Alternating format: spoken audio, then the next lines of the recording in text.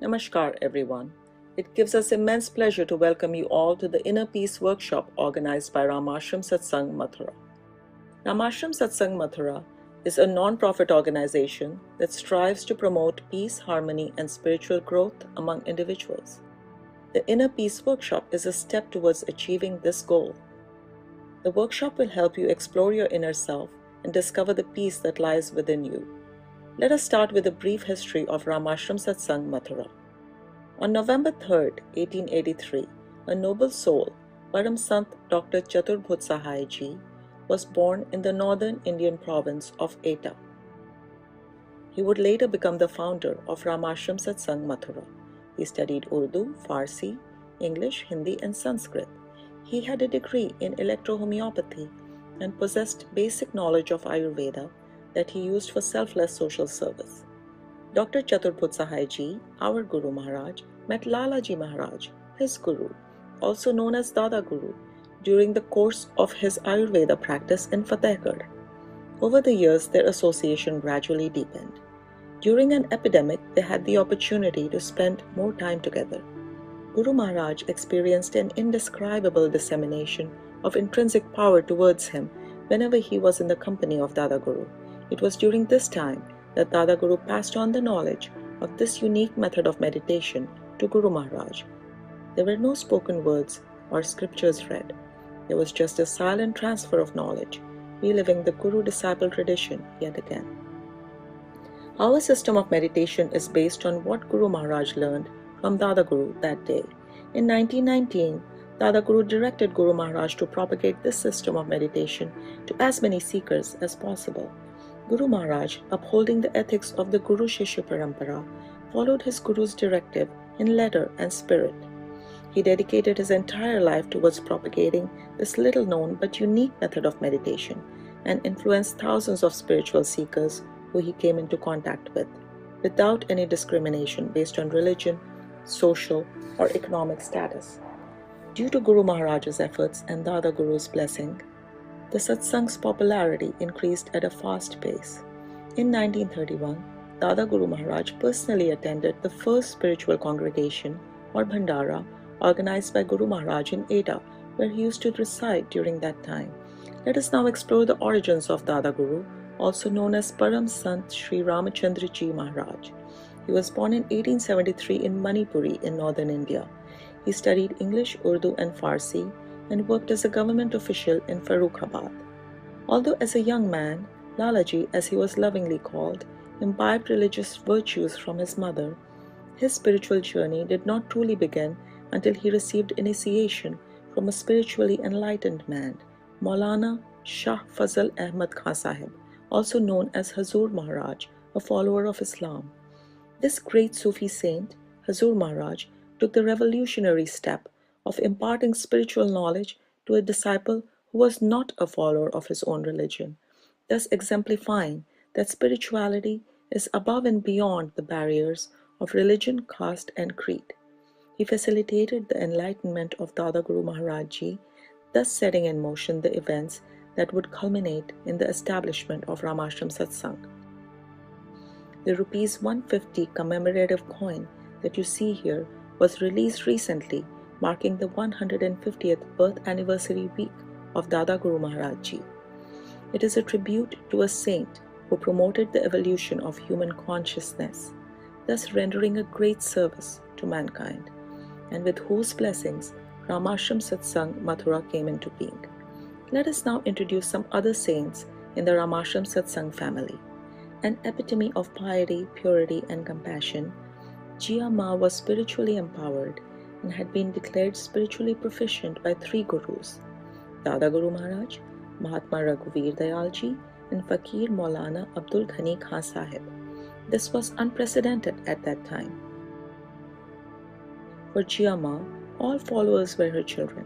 She treated everyone in the family with love and compassion and tirelessly attended to the ones who needed help.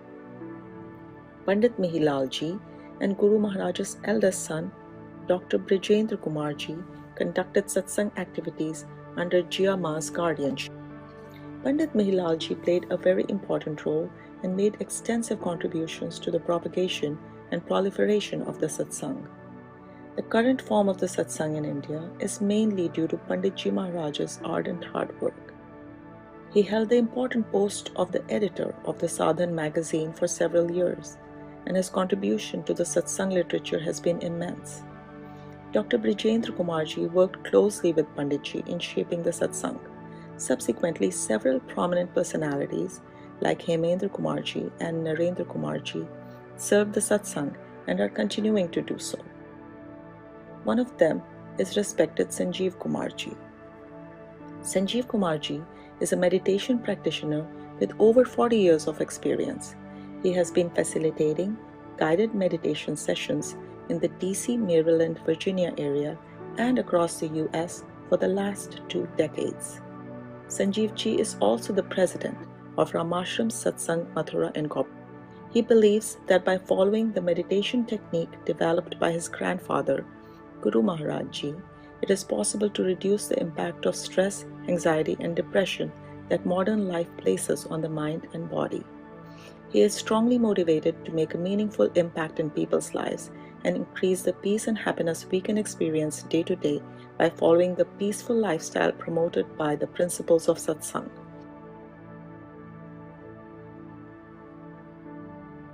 Throughout the workshop, you will be guided by an experienced spiritual leader, Sanjeev Ji, who will help you learn the technique to find inner peace and overcome stress, anxiety, and negative emotions. You will also have the opportunity to interact with other like-minded individuals during the breakout session after the meditation. Here, during the question and answer session, you will be able to ask any questions that you may have after experiencing the meditation session. We believe that inner peace is essential for a fulfilling life, and we hope that this workshop will help you find that peace within yourself. We urge you to approach the workshop with an open mind, be receptive to new ideas and techniques, and participate actively in the session. We wish you a rewarding and enriching experience during the workshop. Thank you for joining us today.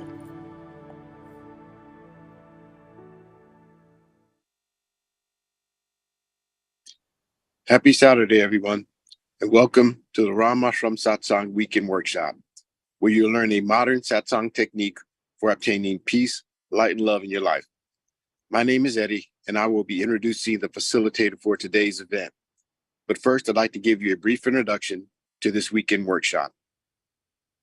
If you direct your attention towards your screen, you'll see the first element is Satsang. Satsang is a scientific method whereby we may obtain peace, light, and love in our life. It requires no physical skill, spiritual accomplishment, or meditation experience to begin this practice. Satsang consists of 2 words, Sat and Sang. Sat means positive energy, and Sang means to be with or to be in the presence of. Therefore, the word Satsang means to be in the presence of positive energy. The next element is meditation. Meditation is an important element of Satsang. When we meditate, we withdraw our consciousness from worldly objects and direct it inwards to focus on a single thought.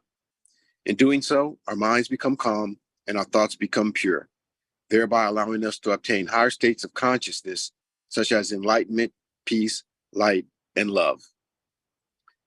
Inner orientation. There are 2 types of Satsang, inner Satsang and outer Satsang. An example of outer Satsang would be chanting or attending pilgrimages. When we practice outer Satsang, we have the potential to change our behavior, but only through the practice of inner Satsang can we obtain higher states of consciousness, such as enlightenment, peace, light, and love. The Satsang that you will learn today is an inner Satsang, where we meditate in silence. Group sessions. These weekend workshops are structured for group participation. When we meditate as a group, our focus is improved and our personal progress along our spiritual path is expedited. By regularly attending these weekend workshops, the benefits of group participation are amplified. Joy and inner happiness.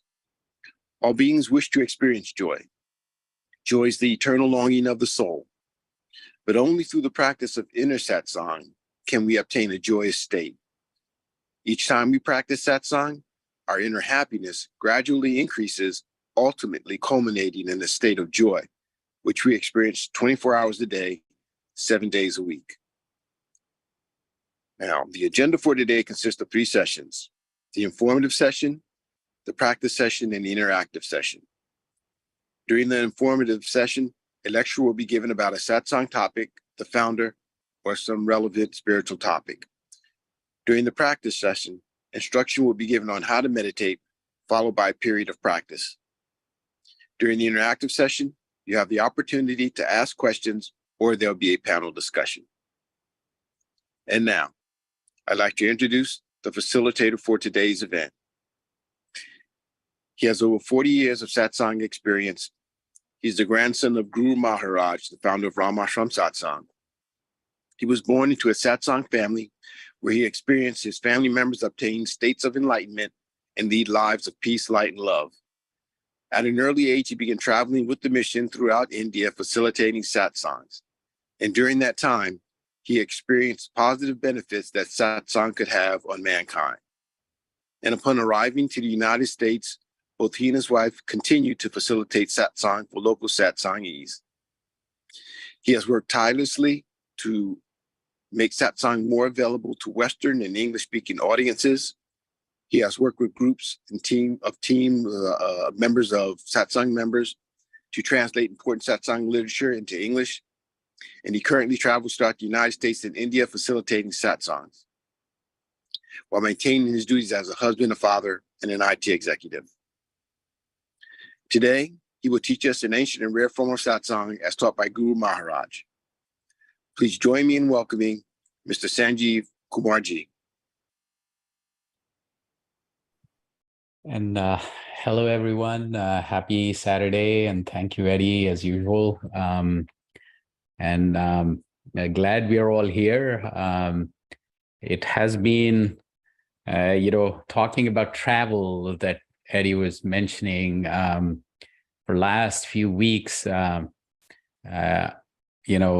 We did a session in Bangalore, then in Hyderabad, then London, and back here now, back home. And interestingly, it doesn't stop here. So today, 6 p.m., we are having in-person session at the Vienna Community Center here in Northern Virginia. So yeah, it's always good to be back home. It's always good to be back home. And I think the definition of back home is where, you feel it's like it's hard to express. It's you might be in really, really good places, but when you come back home, you just feel, and that is, I think, what satsang is all about. To be back home, which is our natural, peaceful state, where yes, it's all fun and it's all adventure and everything else, but then at the end of the day, you want to go to a place where it's peaceful, and that's where satsang should take us. And sometimes I think the way Guru Maharaj pulled this whole thing together is no frills, no distractions.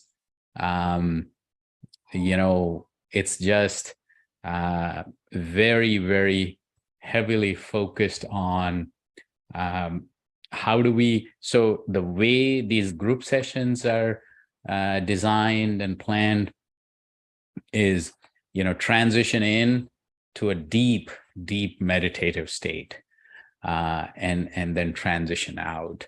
In terms of overall, there are so many ways you can meditate, but what worked for Guru Maharaj,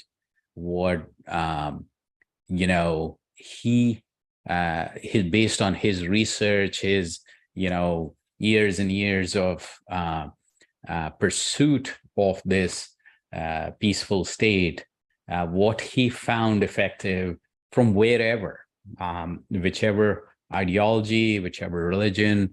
He quoted in his 7-volume book from so many different literature, cultures. He was like, if your goal is to get to a peaceful state, the land of peace or ocean of peace, as he would refer it to, you just figure out what works, and just and figure out, who can help, who can guide. But at the end of the day, it's individual practice. It's lots of things need to come together for us to, continually move towards a higher state.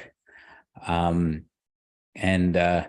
I think the topic that I took for last few weeks, worry and anxiety, and how satsang helps there, I think I'll probably, ask for additional feedback. But what I learned was that one chapter out of 28 in the 7-volume book, and it's one of the smaller chapters, describes like 7, 8, 9 different techniques around how to tackle worry and anxiety. And Guru Maharaj says that worry and anxiety are the number one challenge towards a state of joy, a state of peace.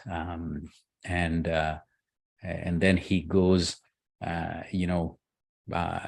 technique by technique into like, what are the causes, what are the solutions. And I think for me, myself, the light bulb went off in terms of, I had, for years and years and years, I've been listening to this, I'd been reading it.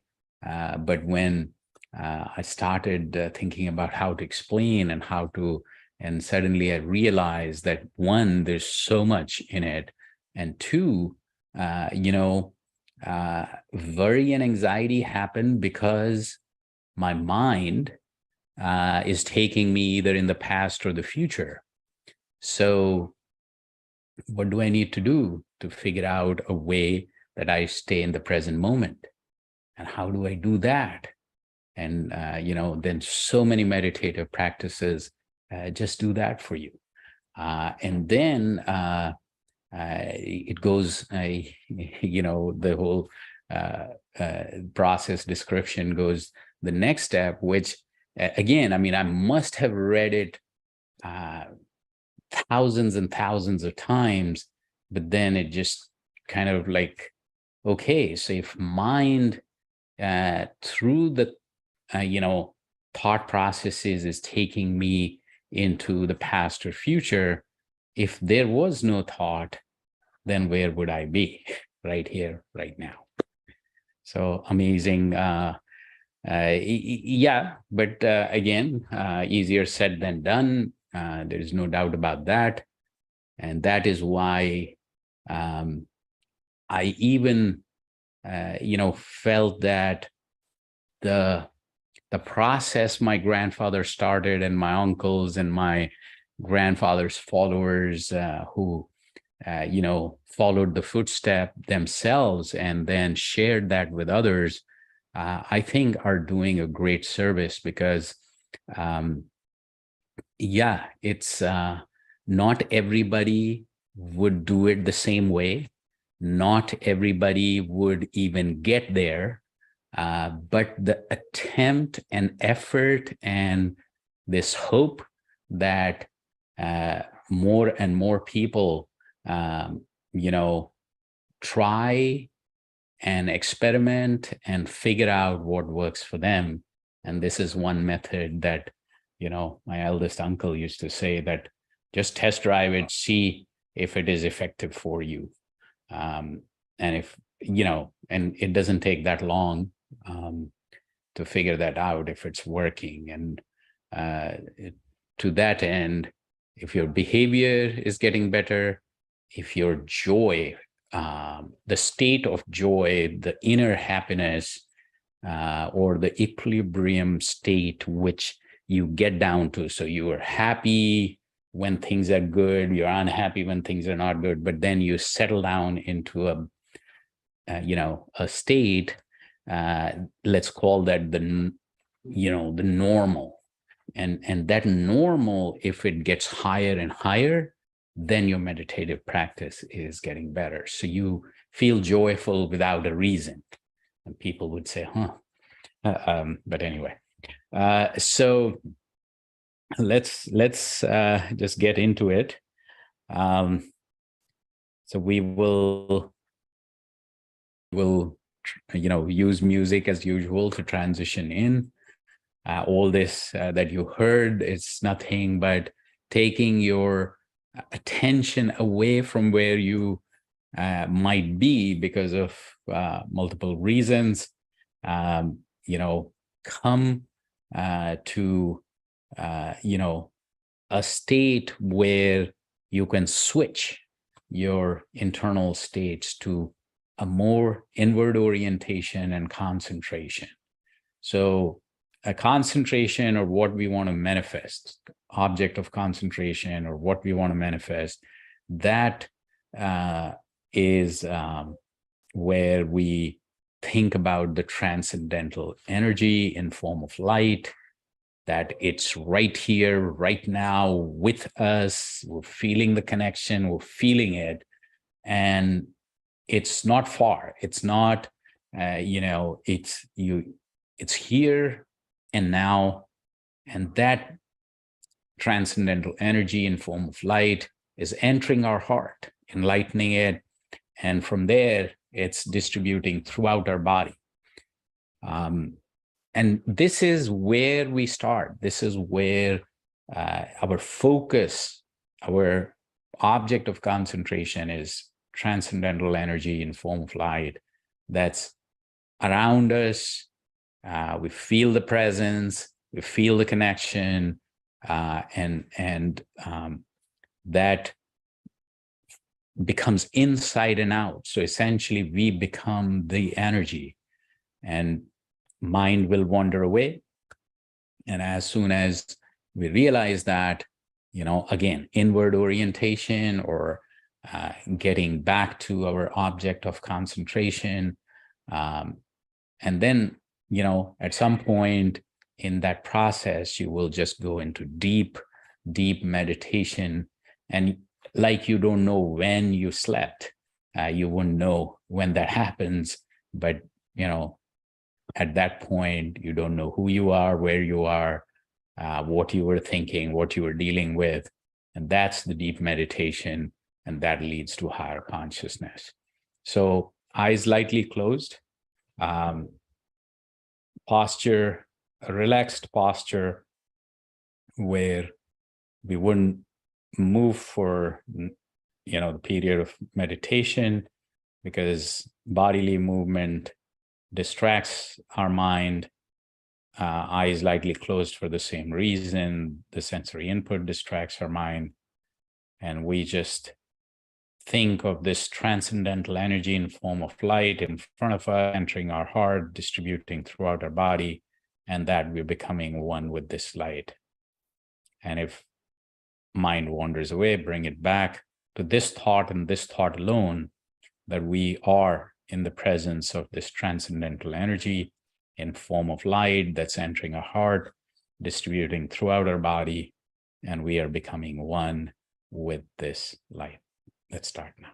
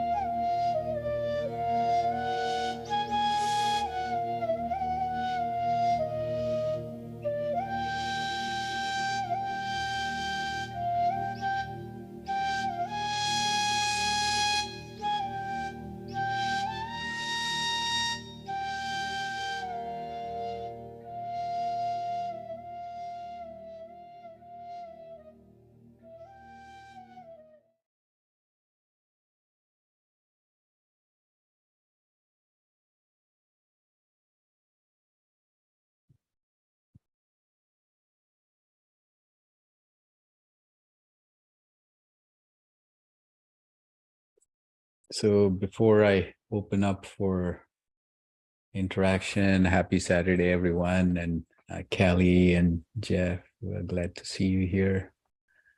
And everybody else. Michelle and Kim, any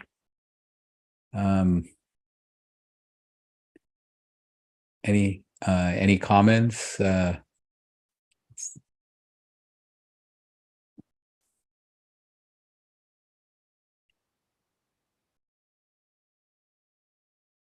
And Arvindji, anything you want to talk about the London experience? Namaskar, Bhaiya. Happy Saturday, everyone. It was indeed a blissful experience. We were fortunate, ever so fortunate, to have you visit us here in the UK. everyone here was so pleased to be able to join. And again, it's something that one feels on the inside. And we are, again, grateful for this. Thank you. Yeah. I think one thing my father kind of instilled in me is, not just, without forcing anything. I think he just instilled how significant and important this spiritual journey is. So without saying, I think he did that in ways like he demonstrated it. He valued it, and we saw that. But another thing he used to say is like the travels, the journeys that you take are also very important because they are very similar to spiritual journeys in the sense that, where you will find hurdles, distractions, how unpredictable sometimes things are in life, and how do you tackle them. And even, I think he didn't mention it, but I think Guru Maharaj somewhere said that when you travel and you are in a place where you don't have the comfort zone, and and sometimes a lot of humbling experiences make you realize that ego is not everything. So yeah. But yeah, Jeff, I think it was it was very, very unique trip this time. 3 English sessions in 3 different locations, completely different experience. Volunteers trying to bring all this together. Very, very interesting. And then between the 2 English sessions in India on Saturdays, there was this huge, several thousand people event in my hometown, which, I think I'll borrow some words from Arvindji's, like, what a blissful experience. I mean, it's always is and always has been phenomenal. I mean, and I'm not saying this just to say it. It's like any one of you sit with thousands of people in silence. I think it'll automatically take you to places where you've never been. I think that's what I would say. Yeah.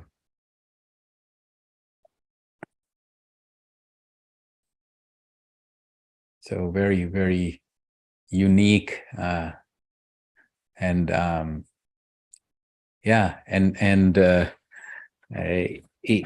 the London trip turned into Edinburgh trip, turned into driving on the Scottish Highlands. So yeah, it wasn't just satsang, but even all that was with people who satsangis, so it was a satsang in its own way. So yeah.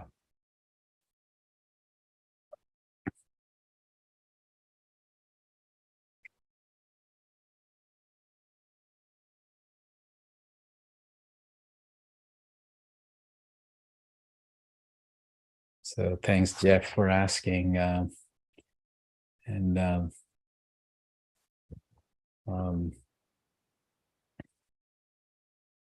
So Callie, as usual,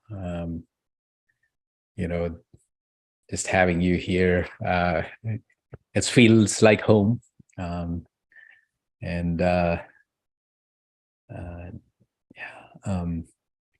So Michelle and Kim, any comments? How did the session go? Any questions? Anything to share?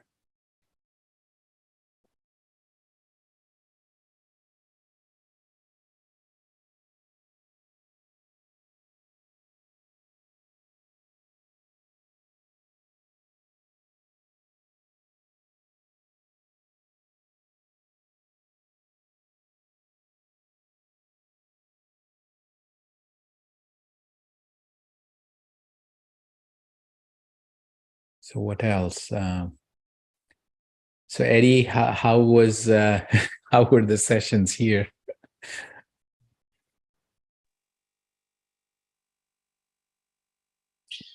Welcome back. Welcome back, Sanjeev ji. We carried on, but we certainly enjoyed the recorded session and the live sessions from both India and London. So we enjoyed the whole trip that you did, and we were hoping and wishing you the best during that time, and we think it turned out well. So, welcome back. Yeah, it's still thinking about the follow-up and how often can that be. So, let's see how the session goes this evening here, because I'm thinking have more like once a month in Northern Virginia, and then maybe Richmond and Philadelphia, I think, area, add that and kind of just have like repeat sessions to have a community that helps each other out. I think that's the same approach I want to take. So, Bangalore, Hyderabad, and Jaipur in India, and then London and nearby areas in UK. We'll see how that goes.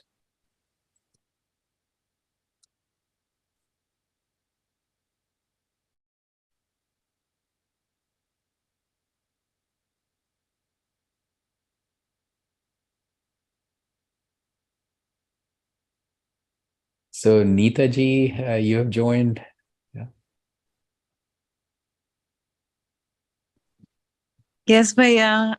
Good evening. I have joined, yes. And in fact, my parents have joined as well from New Delhi, I think. Oh, okay. Yeah. So you remind me of the great experience we had in London. And I'm a bit envious of the weather you have there, actually. Yes. I came back to really awesome weather. Yeah. So now you come back here and bring the weather with you. Sure thing.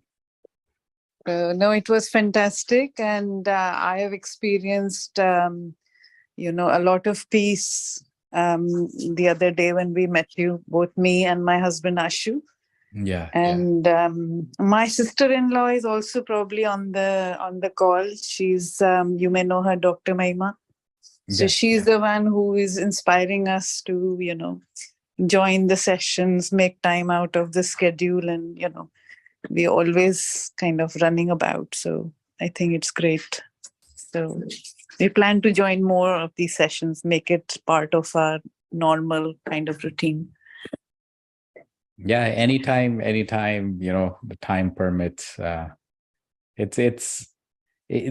is, at the end of the day, a way to inculcate and instill a meditative practice within our lifestyle. It doesn't come easy, but something that we should target. See, the long-term benefits are fairly well documented. The question is, what type of meditation works for us, and how do we integrate into our lifestyle? I think those are the key things that we need to figure out. And I remember it was some good conversation around, why the world is not such a peaceful state. It's like a peaceful place. Yeah, So, absolutely. I would love to have more conversation on those topics, which are close to my heart. Absolutely. But thank you so much, Sanjeev Bhaiya and Bhaviji as well. It was Sure. great meeting you. Sure. Welcome to this. I call these intimate sessions very,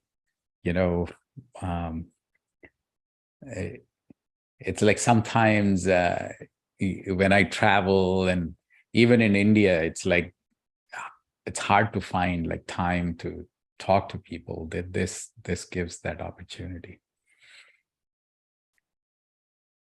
Yeah, certainly. So Arvindji, what else before we wrap up?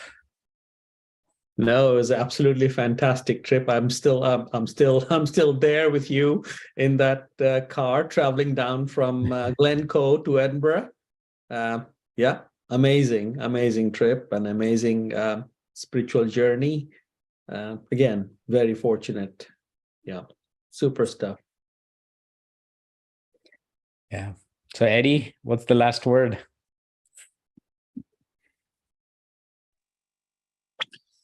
I was just thinking as you were talking about, the obtaining peace in our life and, having the freedom from stress, two particular characteristics that this system has that we should be aware of.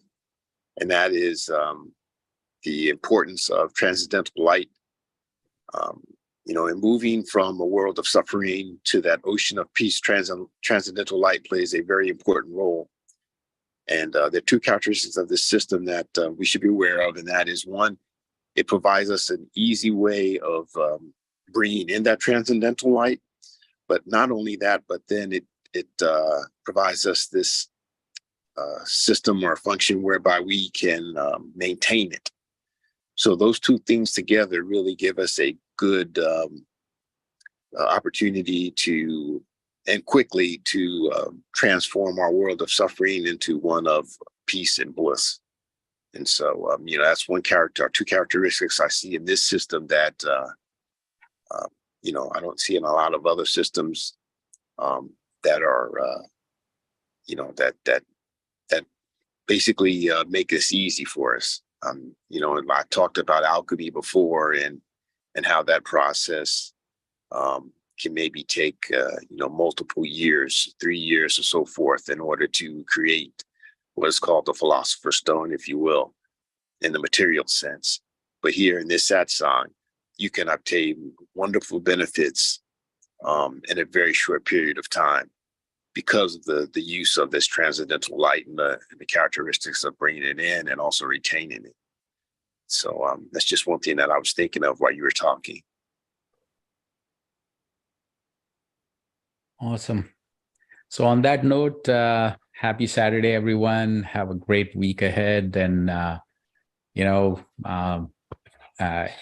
you're always welcome. You're part of the Satsang family. Whenever you get a chance, let's, personally, I think it's the group and collective energy that helps each other out. So let's keep doing that. See ya. Namaste. Thank you, Sanjeev. Thank you. Have a good evening.